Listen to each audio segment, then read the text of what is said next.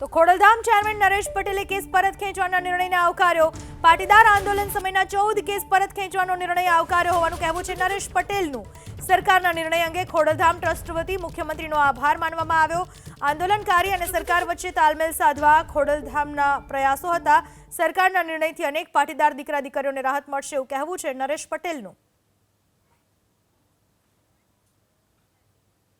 પાટીદાર આંદોલન સમયે જે પાટીદાર દીકરા દીકરીઓ પર રાજદ્રોહ સહિતના દરેક જિલ્લામાં કેસો થયેલા, આજે મારી જાણ મુજબ આ કેસો ગુજરાત સરકાર અને માનનીય મુખ્યમંત્રી ભૂપેન્દ્રભાઈ પટેલે પાછા ખેંચ્યા છે.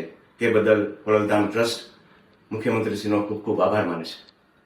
આમ તો શરૂઆતથી જ આ કેસ થયા પછી ખોડલધામ ટ્રસ્ટ ગુજરાત સરકાર વચ્ચે તાલમેલ મિલાવી અને જલ્દીથી જલ્દી આ કેસો પાછા ખેંચાય એના પ્રયત્ન હંમેશા કર્યા છે. અને આજે એનું પરિણામ મળતા ફરીથી મુખ્યમંત્રીશ્રીનો આભાર માનું છું અને આ બધા દીકરા દીકરીઓને ખૂબ રાહત મળશે.